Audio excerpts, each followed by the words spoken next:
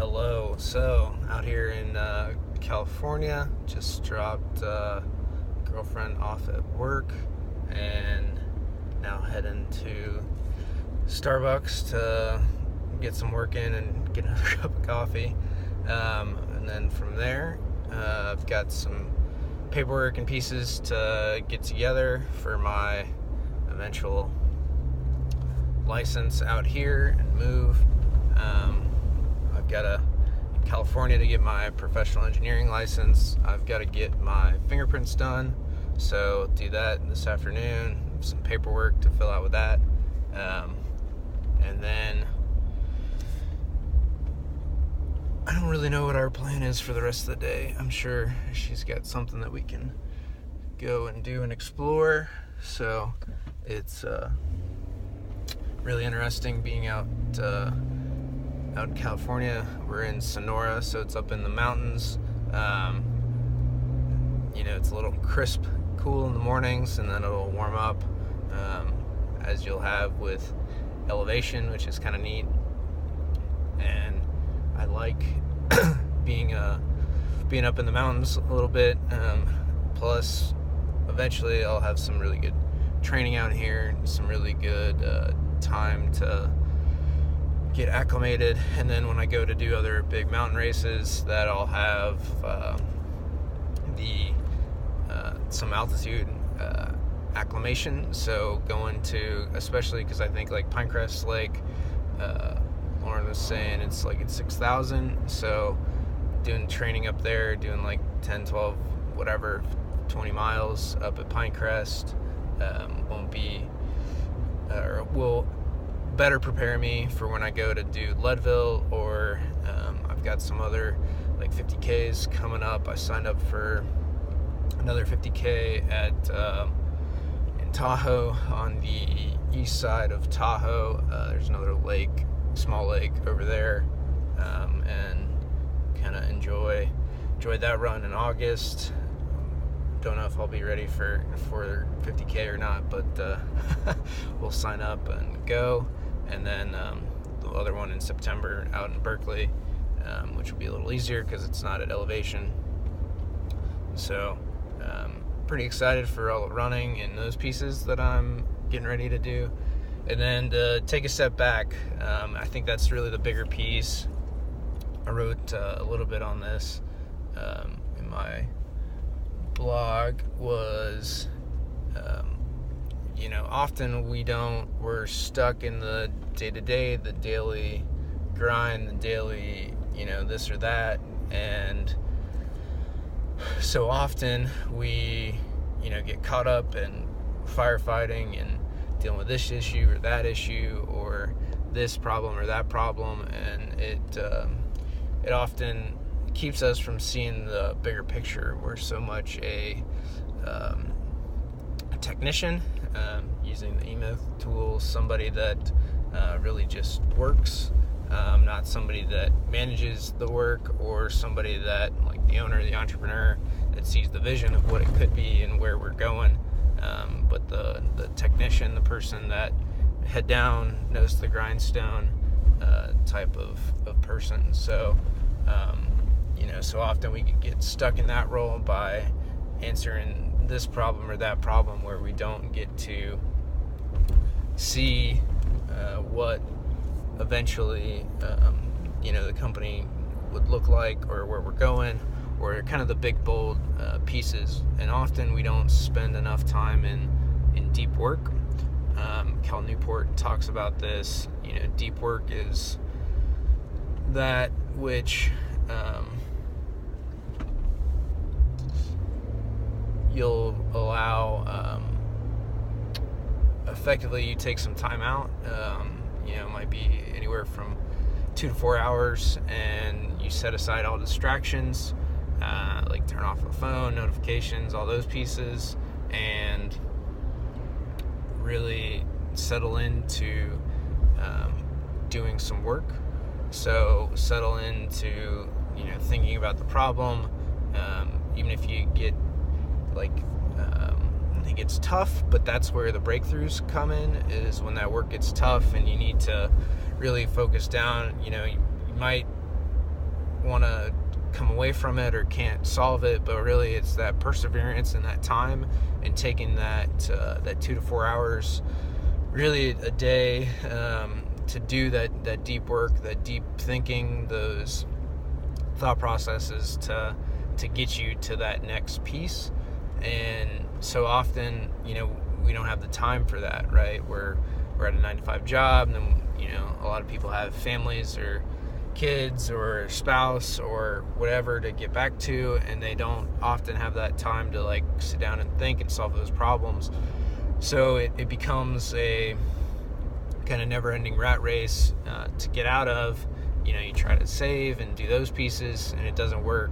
So this kind of reset for me, I'm excited for, because then I'll have like the ability to do that deep work, to take that time out to really think of a problem in its holistic viewpoint, and really to sit down and solve it. So for that, I'm excited to be able to look at and do, and really spend some time on a couple problems, and do more of a Tim Ferriss style of work, where it's 2-week project or 2-week experiments, 6-month projects, and try to treat my life like that. I think that it'd be a different flow, and also it'd be trying to find out what those 2-week experiments are, or 6-month projects, and break everything up that way.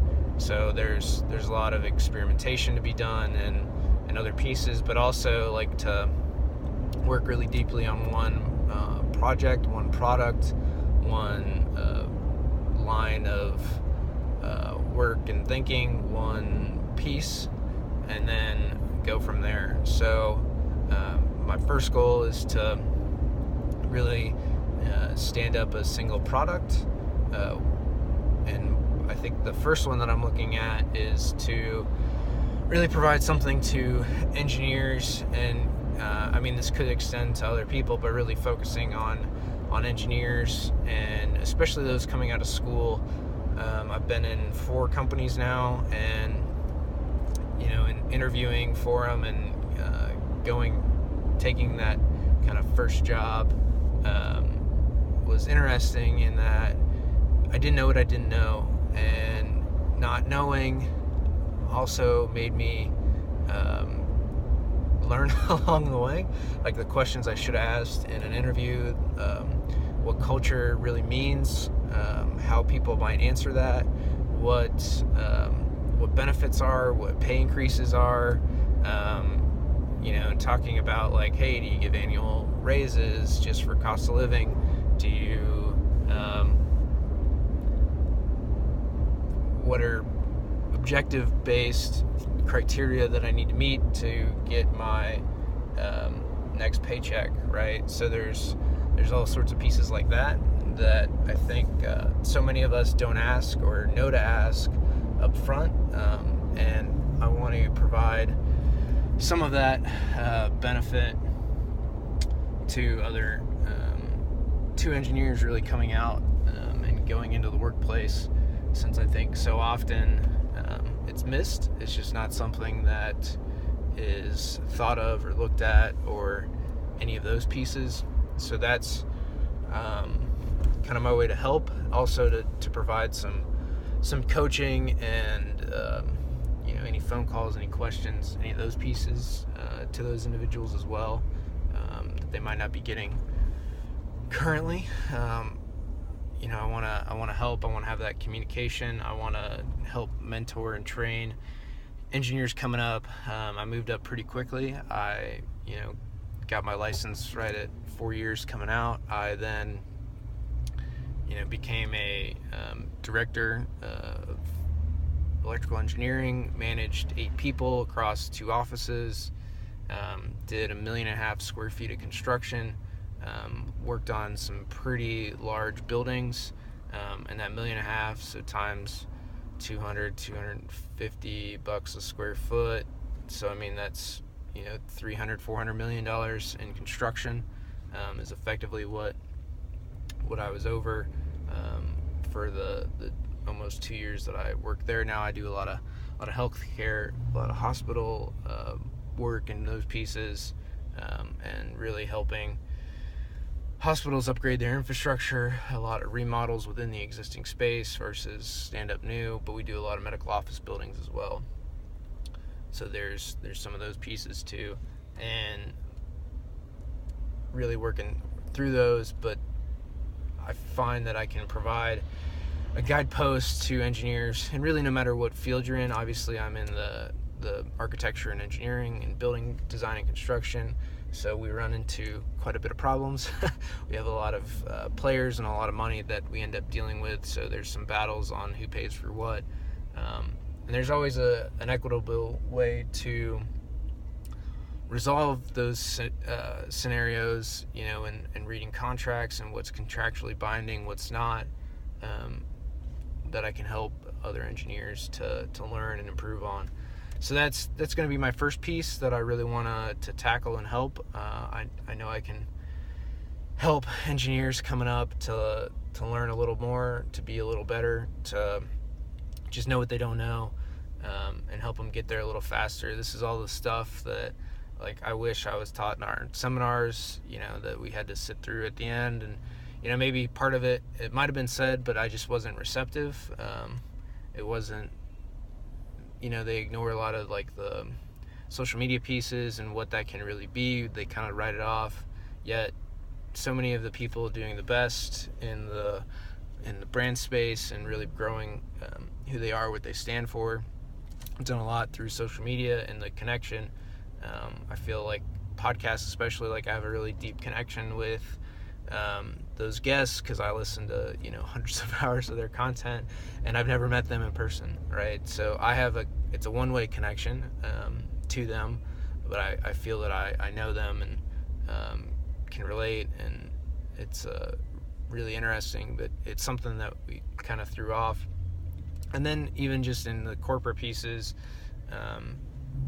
like on pay increases and what's objective, what do you actually want me to do, and what do you want me to get to, how do I get to the next level? And they don't have that typically well mapped out. So that's some of the questions that I want to outline and let you know why, and kind of walk you through those pieces that often get missed in interviews and when we talk or ask HR. Usually it's about the job, the tasks, the technician pieces, right? What am I doing each day? How does that work? And I mean, those are good answers, right? You want to kind of like what you're doing and that job, but also you want to improve and grow and know what things you need to hit. And also, they should know that. They should know what pieces you need to hit and where those, what those tasks are, how they fit together. And if they can't do that often, they haven't thought through it well enough either. They haven't thought through what it actually means. They haven't thought through really any of those pieces. So that gives you a red flag of the job, and knowing that they're not really improving their people at all, right? They're not helping them grow. And great organizations know what that next step is, know what they need to achieve, and they have an objective qualifier for it. So that's what I want to help you do, and I want to help you grow in your career and know that next step, and really just the right questions to ask, because a great question will get you a great answer, or reveal what answers aren't known. So I hope that helps, and we'll talk to you soon. Thanks for watching.